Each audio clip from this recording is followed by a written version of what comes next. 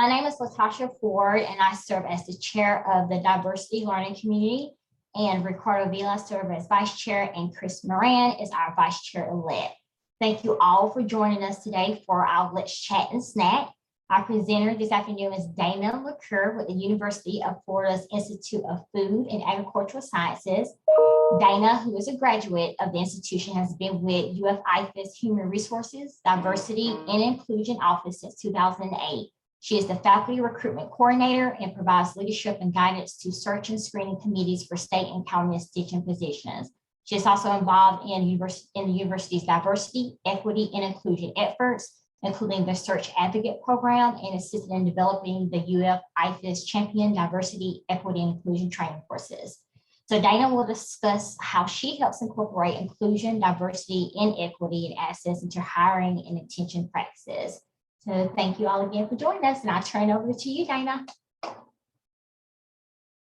Hello, all. So I'm kind of envisioning this as a pretty informal thing. So if you've got a question during the program, I'm just going to talk for a while. If you've got a question that comes up, just bring in or put it in chat, and then I'll ask if there are any more questions at the end, and we can have kind of a discussion.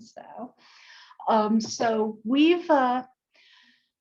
we've been leaning more heavily on our Search Advocate program in recent years. About, I think 4 years ago now, we had a group of people attend Oregon State's Search Advocate training, and that was very, very useful. And when we went to implement it in IFAS, we pretty much figured out that it was not going to suit our needs entirely. Their program is kind of having one specialized search advocate per search to sort of be an adversarial, challenge, think outside the box kind of thing. And what we were finding was we were sort of setting the search advocate up to be sort of an us versus them thing on the committees. So just for us, that just didn't suit our needs really. So now we're moving more towards trying to get everyone trained as a search advocate, so that all our faculty have been educated as to, anti-bias and anti-racism practices. So what we've been doing, there's a standard training that everyone that serves on a search committee has to take, that is put out by UF's main HR. So that was the one that Chris just went through. And it's best practices, not so necessarily aimed at anti-bias. It's just kind of the search as a whole, best practices, resources, that sort of thing. And I don't let our committees have access to the applicant pool unless they've taken it in the last 2 years. So I'm kind of the gatekeeper as far as that goes. We also just launched a Championing Diversity, Equity, and Inclusion program. The first part of that is Insights into Anti-Racism, Privilege, and Reducing Bias. That is not required so far because it is so lengthy. It takes about 6 hours to get through. It is taught asynchronously. So there's like a 2-week period you have to go in and complete these modules through Canvas. And we realized that this is some pretty heavy stuff. It was designed to be a much deeper dive into, these topics, because you can only get so far in an hour trying to touch on these topics. And mentally, it's quite the drain. Everybody's had different experiences. Everybody has to kind of go, okay, that's enough internet for today, at some point. So we intentionally did it asynchronously. And then we have a Zoom class at the end of that 2 weeks where everybody gets together. Attendance of that is mandatory for those that went through the class. We have a pod of about 20 people that take the class at a time to keep it manageable. And then there's a discussion at the end, and that gives people, there's also a message board if anybody has any questions or concerns during or just needs to talk. And then we've got the Zoom meeting at the end.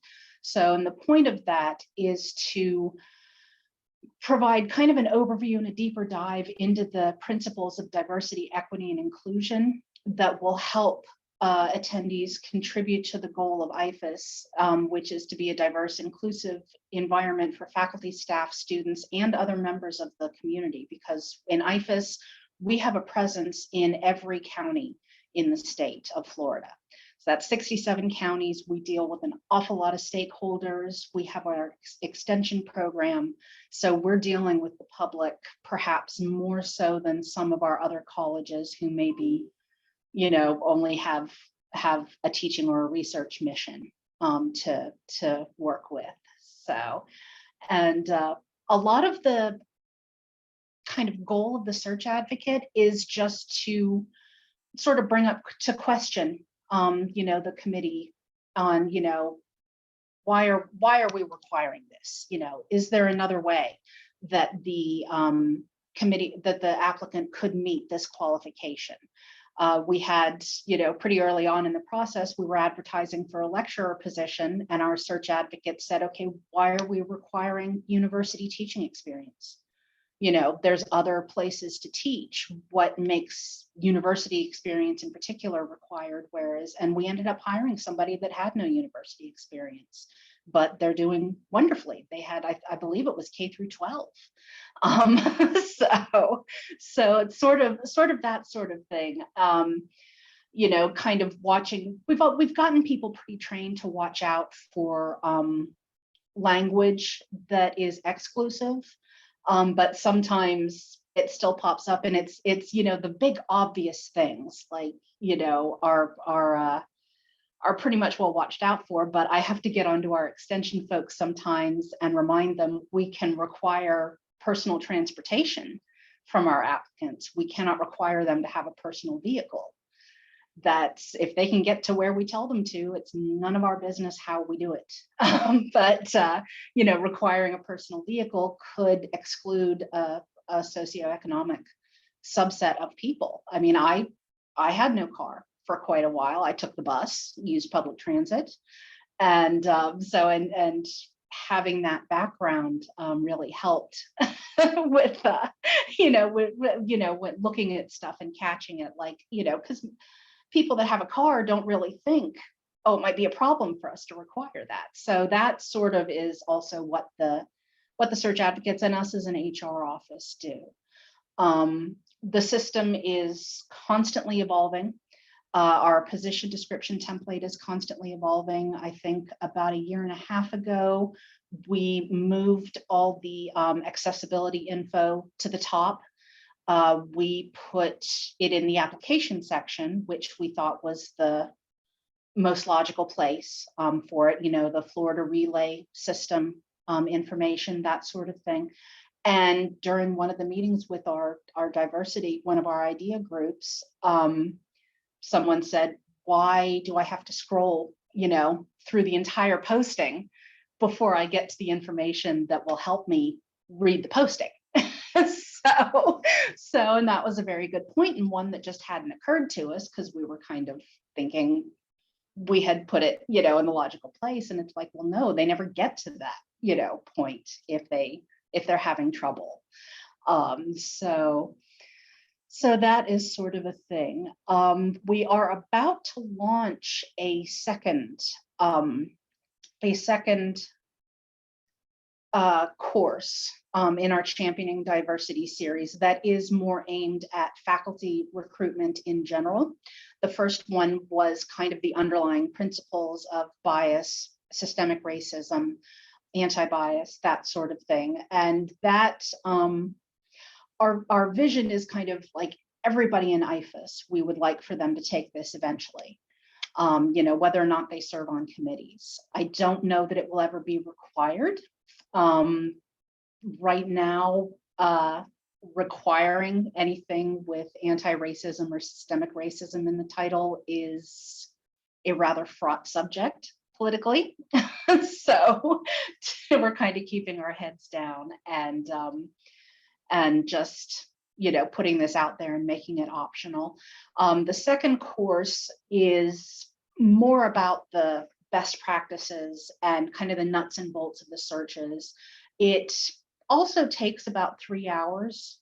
And it is taught asynchronously. And then rather than having a Zoom group at the end, I meet with every search committee near the beginning of the search. The goal is to meet before the search launches. Sometimes that's not always possible, but I meet with the committees, go over best practices. So that's kind of going to take the place of the discussion that we had for the first course, when I meet with the committees and kind of give them a how-to and tips and tricks and that sort of thing. Remind them about the Sunshine Law, which is a fun thing in Florida. Our open records and public meetings laws make searching in Florida kind of different because pretty much everything is discoverable. And for our newer faculty members, they have to be introduced to that concept sometimes. So I saw a couple questions pop up in the chat. Do we have driver's license requirements for the positions? Some of them we do. If they are expected to drive a county vehicle, and quite a few of our extension agents are, they may not have to own their own. So yes, we very often require a driver's license, or we tell them they will have to obtain one, because not having one at the moment, there's a ton of reasons why they might not have a driver's license. And also we expect it to be a Florida driver's license after they're hired. So of course, someone coming from out of state wouldn't have a Florida driver's license, but we do expect them to get one within a certain amount of time, because our extension agents very often do have to travel, but it has to be tied to the job. If it's a position that we don't expect them to do any driving, we don't require that. So, hey, we've got somebody from Oregon State on here. Yes, you know all about. Yeah, that was, it was a fantastic, I think IFAS is just too huge and disjointed for us to work. But yeah, we were all really excited about that. And then we had some folks that took the Michigan search advocacy. And they approached it more from everybody on the committee should be trained. And so that seemed to go over better with our faculty because our search advocates were kind of getting some pushback, I'm sorry to say, because here's this outside person coming in telling us what our department needs. And it was, it's a really good idea to have, the idea was to have someone completely unrelated to the department so that you're not thinking, oh, I'm telling my senior, I am a junior faculty and I'm telling my senior faculty who are going to vote on my tenure packet, what to do. And it just, yeah, it contorted. So yeah, we kind of, we used that. Actually, we're still using those original search advocates that took that class. And now we're kind of launching our own training that Keith DM, he's been teaching a class for years aimed at high schoolers called Why Do People Act That Way? And so that's, see, he's not in HR. He gets to have a little more fun with the titles than I do. But a lot of it is kind of the core thing, it's why do people act that way? Why are people different? How does that affect how they approach different, situations, that sort of thing. So he just kind of took a lot of that, and so we've sort of just kind of gone off in our own direction, because I like to say even within UF, IFAS is its own entity. We're different here. So we often kind of forge our own path. But so yeah, let's see, how can I say this nicely?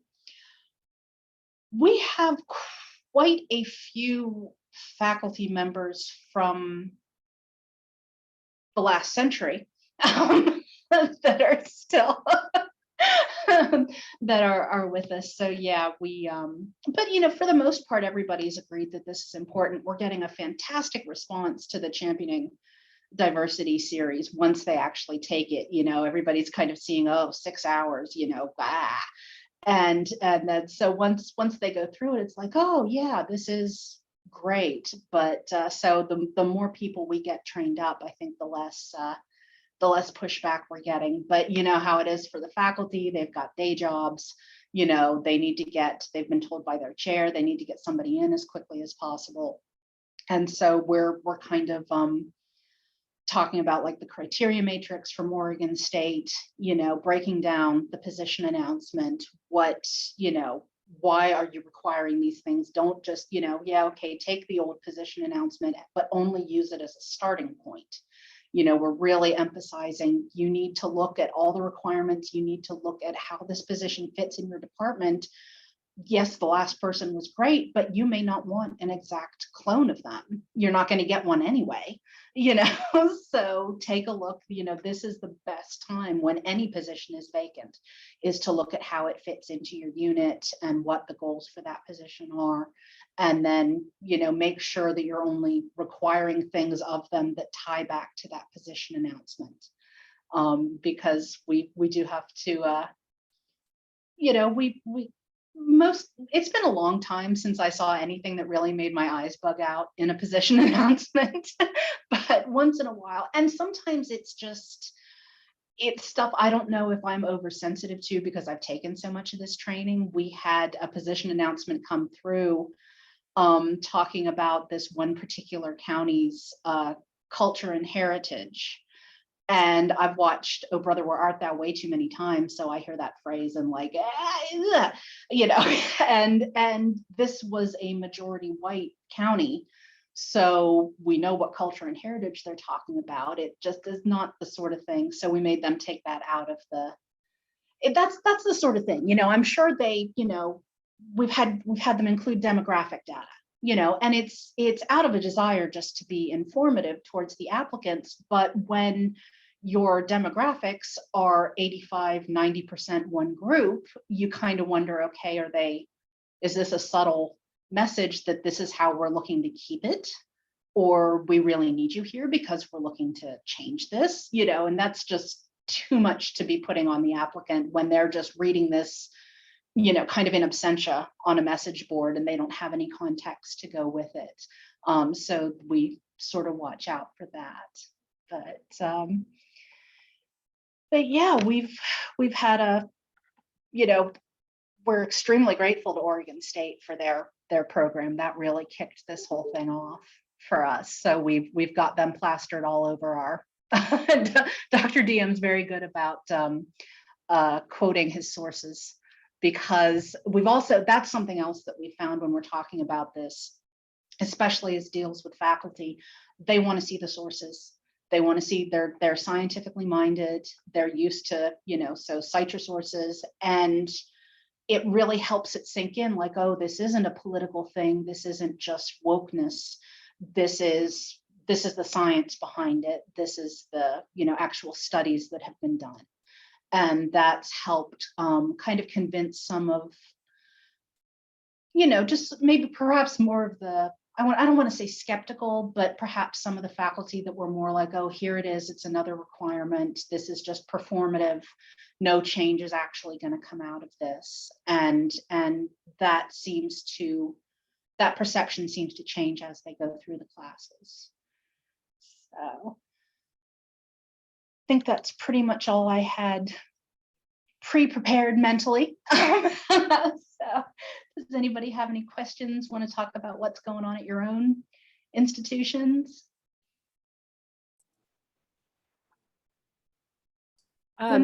First of all, thank you for offering a session on this topic. You might see myself and my colleague Frida Naylor and Melissa Maurer.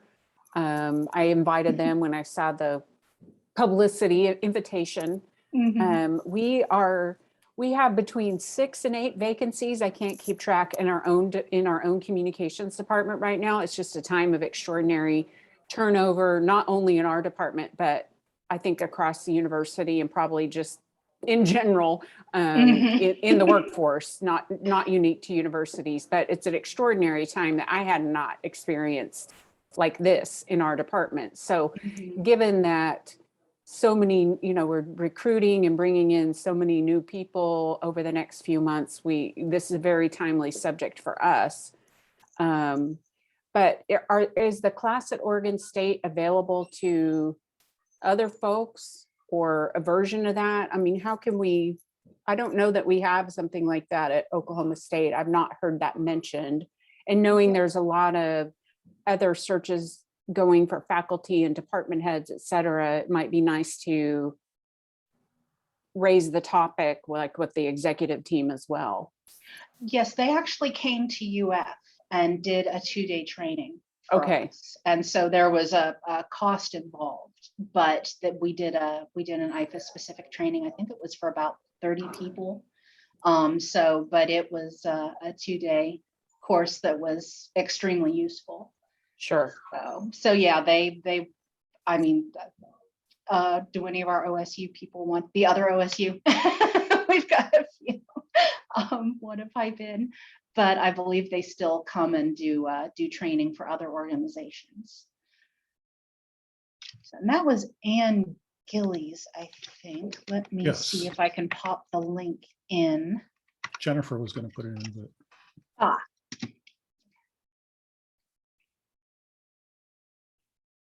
that's in the chat.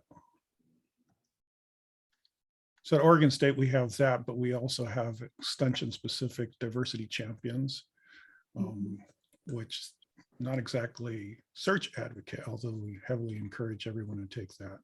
But the diversity champion is more for extension and engagement, and it's kind of walking people through. There's multiple workshops. There's a cohort that goes through it every year, and then the ones that were a previous year kind of help out as mentors. So yes, we our extension folks have the word kind of came out from main, like kind of the higher ups, the president. They wanted this to really sort of be grassroots. So they wanted every department to come up with their own diversity initiatives. They didn't want this to be something that was imposed from the top down. So we've got quite a few diversity committees across IFAS, and then our extension folks have diversity committees as well that are more based on district. And they also are, they review the position announcements. We're starting to, because our procedure for recruiting them is quite a bit different than it is for recruiting our sort of stateside tenure and non-tenure track faculty. So we are in the very, very early days of launching a similar program for the extension agent folks. The idea is that first course, anybody can take it regardless of whether they're searching for staff, whether they're searching for extension, whether they're searching for regular faculty, quote unquote. And then it's kind of an umbrella course, like that's the bedrock. You can take that and apply it to working with students, anything that you do basically relating to your coworkers. So that's, and then we're kind of breaking it out into the more specialized things, like the second course that's aimed at faculty recruitment is not going to be useful for everybody. Everybody's welcome to take it, but and then the same thing would probably be true for the extension, but we're like, there's not even a skeleton of that yet. So that was we kind of started with the basic concepts, and then we're kind of drilling down to the specialized stuff. So but, how much leeway do they have to make changes for the DEI? They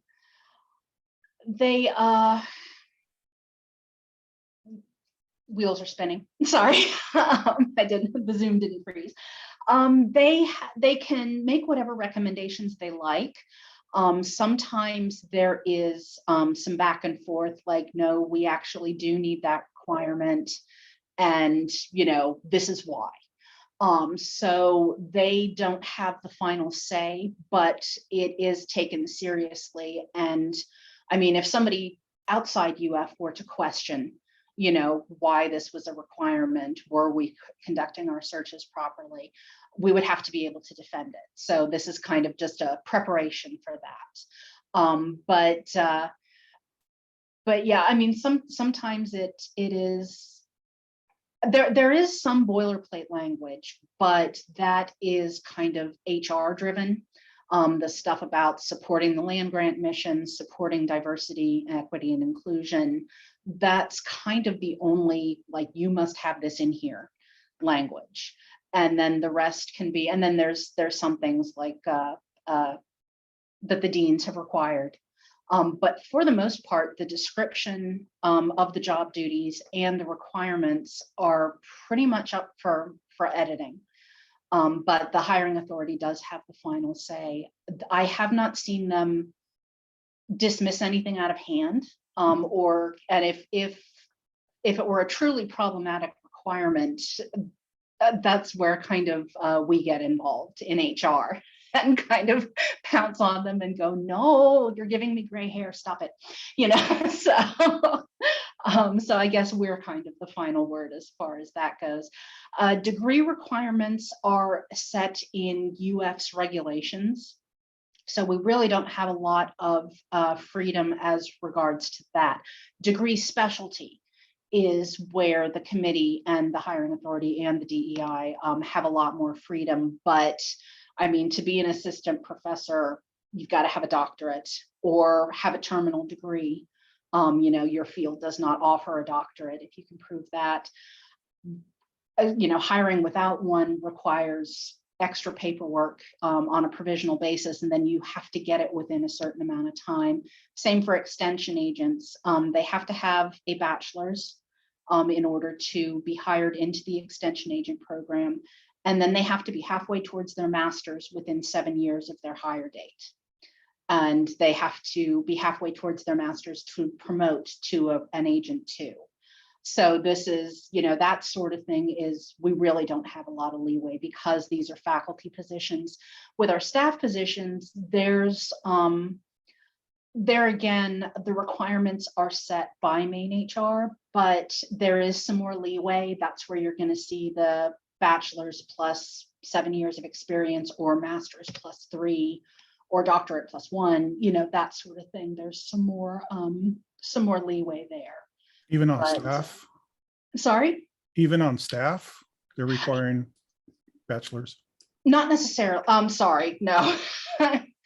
There's my faculty recruitment bias coming through because I don't deal with any positions that don't require that. No, quite a few of our positions do require like a high school diploma or equivalent.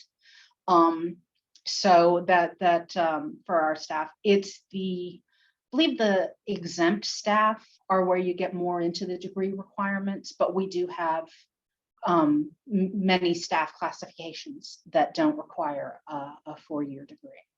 Yeah, it's that unclassified stuff that I have a really issue with, and it's very discriminatory practice, which I know it's rules, regulations for the university, but it perpetuates discrimination against people who would otherwise be qualified, such as myself. I don't have a 4-year degree.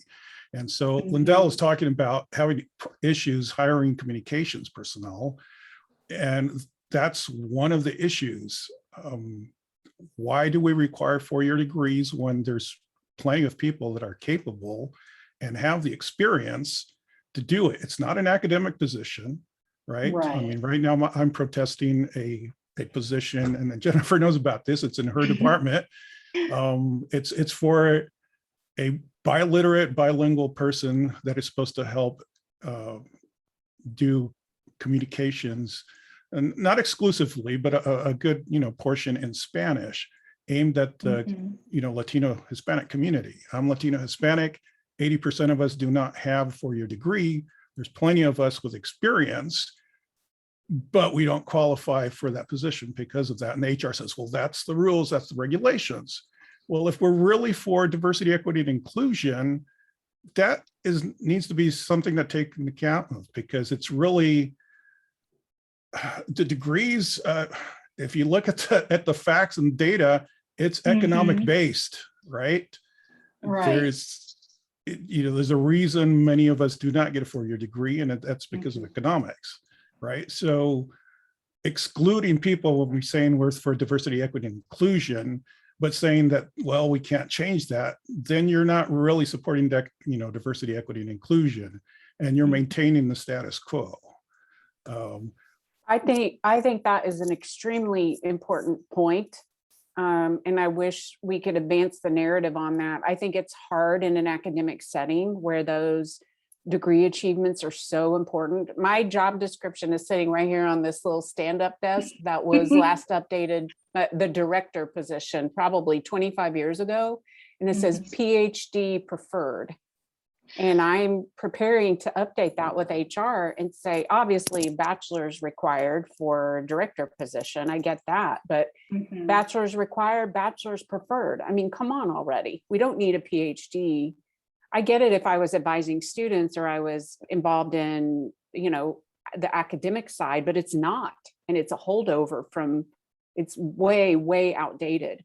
And then what I'm looking for is the technical skills. Can this person operate a camera? Can this person, do the things that we need them to do? What if they're coming out of one of our own 2-year institutions in our university, under the university umbrella, and they have these fantastic technical skills, but they don't have a bachelor's degree, but they have, so could it be either or,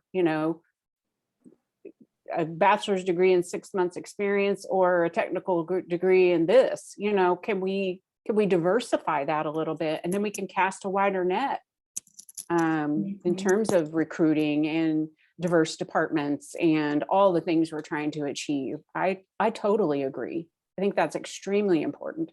And of course it depends on the position, but for these non-academic positions, we can't treat them with the same level of scrutiny that we're going to do for tenure track professors.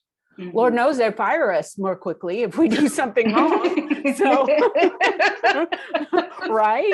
Ain't that the truth? Nice knowing you, Lyndall. You're dismissed. Yep.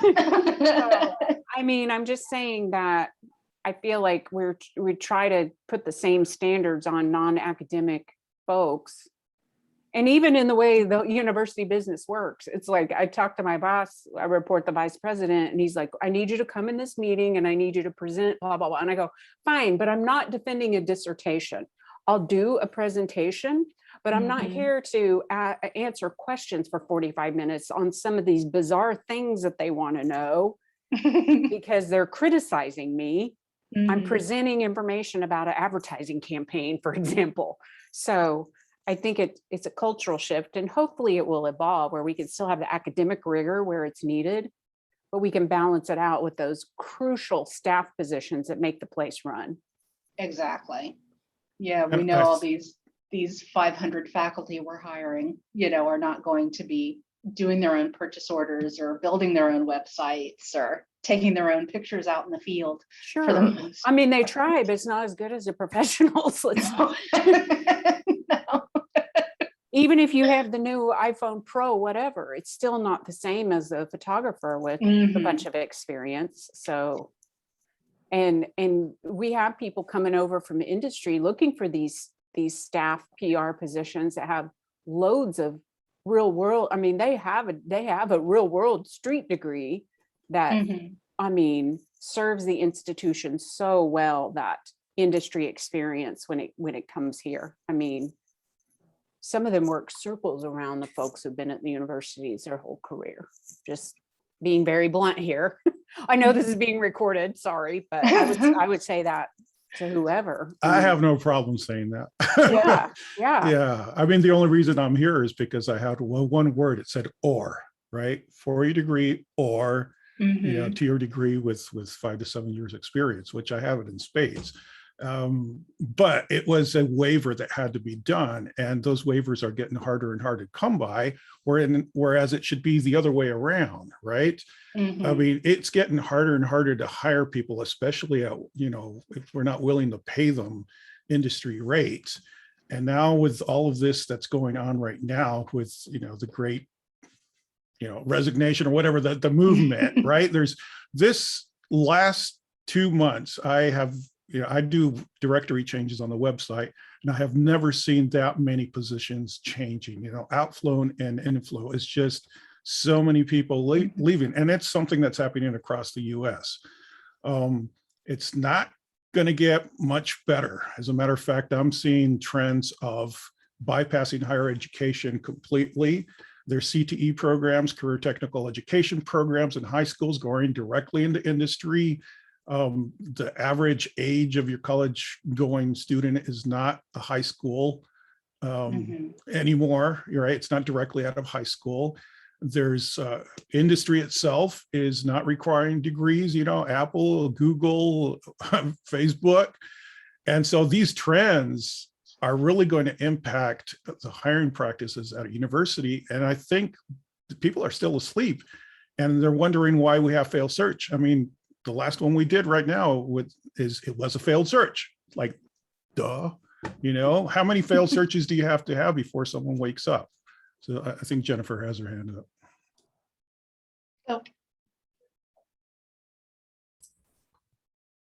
Yeah, so Dana, as an HR professional, I was wondering if you had any insights or guidance on how we can collectively, like Lyndall said, push harder for change, because we're running into, what Victor described is that right now we can't do equivalency for the certain type of, and it's beyond university policy. It's with regard to unions and with regard to state law and how it's interpreted and all of that. And we know we need to push. So like Victor has said, if things don't bend, they break. So what can we be doing to help our HR people do what you need to do to get these systems to change? I know it's not easy, and I know it's not going to happen right away, and it's probably going to be like my kids who benefit from this, hopefully, and that kind of grandkids. But what can we do other than say, like, it's not right, and HR be like, yep, I know, but that's the current policy. I would say get as creative as you can within the current regulations. Don't break the rules, see how far they'll bend, in a good way, looking at, well, maybe, okay, yes, we have to have a bachelor's degree for this position, but what other fields, what other backgrounds, what could we, what other ways as far as meeting the experience requirements could we find? And also just recruiting in non-traditional places, like absolutely, I mean, social media has become a really big recruiting tool lately for some of our committees. And that is done kind of at the committee level, those that already have professional, we're not like spamming Reddit all the time. Although I did see our counseling and wellness center do an ask me anything or ask question on the UFL subreddit. So even some of the ones that I've kind of in the past gone, oh, that's, Tumblr, Reddit, that's not a professional avenue for us. I'm starting to see more businesses and more genuine outreach in those spaces. You just kind of have to go cautiously because we know the internet is, it depends on where you go as to how useful it is and what the reception will be. But yeah, I don't think as far as universities go that we're ever going to get away from, I've had the discussion with, why can't I substitute experience for the degree? And it's a faculty position. And I'm thinking that's just not an argument you're ever going to win with higher education, because basically we sell degrees. If we sit there and go, oh, you don't have to have a higher education degree to be an academic. what are we here for? Yeah, well, I'm not even talking about academic positions. Oh, but- right. Yeah, no. Yeah. But for the staff, definitely. I mean, look at, anytime our main HR just went through a big reorganization of teams titles. Teams are our staff positions. And the staff titles, the requirements, the qualifications. And I very much hope that my opinion was not asked on that, but because I'm faculty recruitment, that's hiring, the kind of never the twain. That's kind of different folks, but I very much hope that that was one of the things they looked at. But for us as well, the state sets a lot of the requirements, or we're bound by federal, requirements as to what can and can't be exempt. That sort of thing. And for exempt, there are different qualifications than there are for our non-exempt positions. But something that is extremely labor intensive as of right now, but is really catching on with some of our departments is doing blind searches. And their staff person who has been trained in the diversity, what to watch out for, what to redact. They redact as much as possible. And this is at the faculty level, but it could be done at the staff level if they were so inclined. They redact off a bunch of the pretty much any gender identifying ethnicity, any sort of even the names, because the names have been, they've done how many studies that prove names that sound more white get more callbacks than names that sound like they belong to somebody of a different group. So they've been doing that at the initial stages. Once they get towards the interview process, they kind of have to open, take all the blinders off. But so far we're in the very early stages of that. We don't know if we're trying to assess the numbers to see if our overall diversity trend is up the past few years, but it's not like there's been a huge sea change. And of course, this is never the sort of thing that you can rest on your laurels and go, yay, we have achieved diversity, we're done now, so, but yeah, we also are really taking a look at the language in the postings. We have a list of inclusive statements to be used for the staff positions that's out on our website. And actually, let me pop a link into our chat. This is the IFAS HR webpage. And this is our just kind of additional resources page. We sort of have the IFAS sources, the UF sources, and then the the external to UF sources. And we try and always link back to from whence it came. So we're, and if you notice anything that isn't properly attributed, please let us know. That's always our goal, is to give people credit for what they've done. But we just kind of are sort of collating a list, of stuff that we have, I just scroll down the Daily Beast, the well-intentioned boomer's guide to gender pronouns. So kind of somebody had to explain to their grandparents why gender pronouns are a thing. And, that just for those of us that haven't already bashed into that on some of the social media sites, that's extremely handy. So, but, just basically there is no one way. If we find an idea, we're kind of relaying it, and we're accepting any ideas that somebody comes up with. It's a game of inches. Any difference you can make, you make it, and then hopefully the overall trend is gonna, you look back in a few years or a few, and say, wow, it all cumulatively made a difference. But yeah, unfortunately, there's we're going from the assumption everybody, and our people are not intending to discriminate. It's just the way the system is set up, the way too often it's easy to fall back on what we've always done because it worked before. And that just keeps getting you more. What is the definition of insanity? Is doing the same thing over and over again and expecting a different result. So we're kind of, you know, trying to get people to make whatever changes they can, but because at our level, you know, it's higher education. There's so many levels of bureaucracy. You know, that's about all we can do at our level. You know, we have kind of the top-down support, but they've really left it up to us to decide how to make that happen. There isn't really a checklist that we've been given that all of UF must meet. The colleges are just too different, and they decided to let each of us decide what worked best for our units. So, which is, you know, it's one of those things I could argue either way, for or against. So. Well, I predict universities are going to lose out on a lot of talent going forward. It's just bottom line, and they're going to suffer because you're not competing, and a lot of that is a degree discrimination thing. It's just the trends, the way things are going, and being close to that, saying that's just the way we've always done it. It's not going to work anymore. So you're going to find a lot more failed searches, and not getting the right people the right job.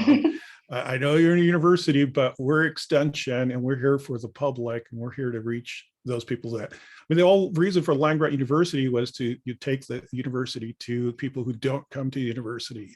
And so we're not really even doing the land grant mission, right? When our people, our faculty and staff are not representative of the communities that we're now trying to reach anymore, right? It was when we started, right? That was just, you know, the rural white farmer. We haven't changed 150 years. It's pretty sad. And I see a lot of people leaving the university because they don't feel that, you know, they speak, they talk the talk, but they don't do, you know, they don't walk the walk. And there's a lot of really good people leaving because they don't feel supported. We might be able to get, you know, diverse people in, but they don't stick around because they're not supported. So. That is actually, that's something that, being on the recruitment side, I completely forgot to mention, but that is a huge thing, is supporting people once they get here. You know, if it's, you know, nobody wants to be the token in their department. Nobody wants to feel isolated. It's like, you know, and everybody's, yay, you know, come join us. And then they get here and they're just kind of left to their own devices. So across the board, onboarding and checking in with the new employee, making sure they've got what they need to succeed is kind of the complete flip side to the recruitment bit. You know, you can get them here, perhaps, but we've got to keep them as well. Retention is a huge point. So luckily we have a fairly competitive benefits package at UF. So sometimes that alone helps us keep people, but and also our recruiting is actually up compared to the rest of the university. And I'm convinced it's because location. We have our extension folks and research and education centers all throughout Florida. If you don't want to live in Gainesville, go to Key West, go to Jacksonville, go to Panama or Panama City, you know, so it's do you need someone in communications in Key West? I know someone asking for a friend. Asking for a friend, of course. So I have to say our Sea Grant agents in Key West routinely break our faculty recruitment records for number of applicants, and those are our most popular searches. So, strangely, nobody wants to go up into like the Okefenokee swamp, you know. Imagine why. So but yeah, it's, and sometimes the location plays against us. We had a candidate on her way to the interview drive through the town where her office would be, call us and go, nope, withdrawing from the search, I don't want to live here. So nice that she made the decision before pre-interview, not waste her time or ours. But yeah, sometimes there's just, you know, everything can be great on paper, and it's the intangibles that, you know, or not so intangibles, the location and that sort of thing. But yeah, staff is definitely an area that's kind of been overlooked because the faculty are sort of out in front. And well, you know how higher education is, it's very often kind of geared towards the faculty, and the staff just, yeah, I don't know how stuff gets accomplished. It's just magic, you know, instead of the army of staff behind the scenes keeping things running. So toot toot. Well, we kind of throw a wrench into things because we have a position called professional faculty, which is Oh. what my position is. It's not staff and it's not academics. It's in between somehow. which That very is bizarre. kind of what our extension agents are like. They're faculty, but they're their own branch of faculty. So It's not tenure. It's, you know, yeah, they have permanent status. It's permanent status accruing or not permanent status. But yeah, they're and I've been guilty of it, saying, well, they're faculty, but they're not faculty. So they're extension agents. They do more. But we were fortunate enough to have quite a few of our extension agents attend the Oregon State training, and they've remained active in the search advocate program and, you know, developing these training courses. Keith Diem, who, you know, was a huge part of our Championing Diversity series, is an extension, although he's an academic faculty as well, but he's an extension specialist. And so we lucked out there because we've had the extension perspective involved from the jump, because it is really, it's completely different than the kind of core campus viewpoint, because they're going out and talking to so many diverse audiences and working with a lot of the well, you've all heard of Florida Man and Florida Woman. I'm sure they make the news on occasion.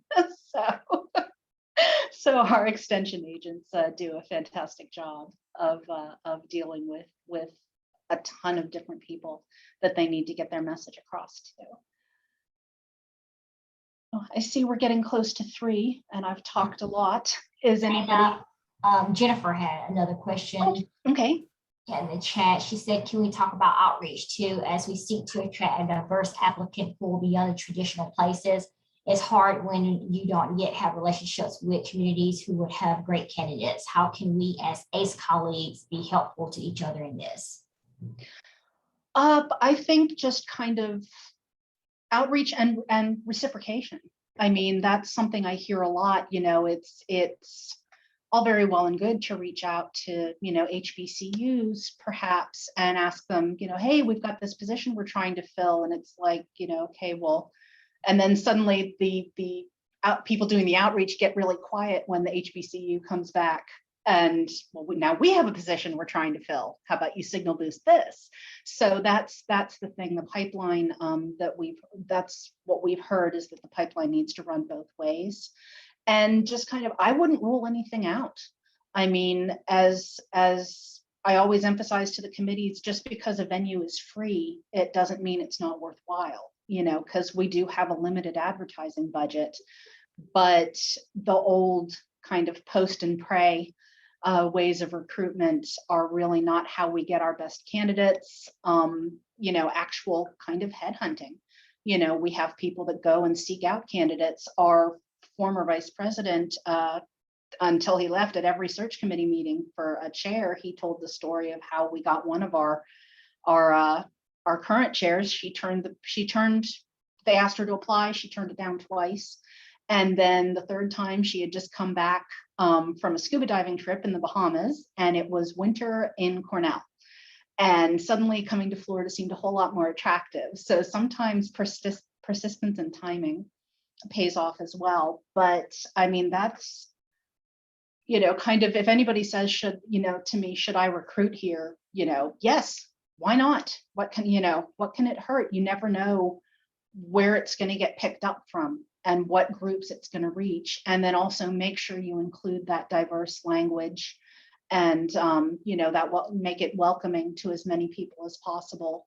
And because I mean, yeah, it may go far beyond where you send it. You know, you got web crawlers that pick it up, you have people that forward it on. But as far as helping each other out, I think not forgetting to, I guess it's kind of a, what have you done for me lately kind of thing, so return the favor to your colleagues if you're helping signal boost them. But yeah, the casting as broad a net as possible is key. And just, I can't really think of anywhere that I would say, no, don't advertise there,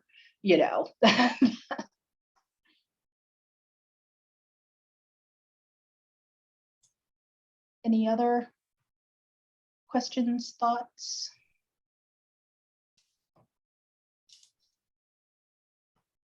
I bet that was the last question in the chat.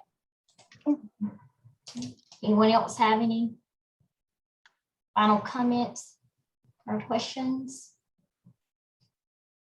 Well, thank you, Dana, for a wonderful Quite welcome. presentation. Thank you so much. And thank you all again for joining us.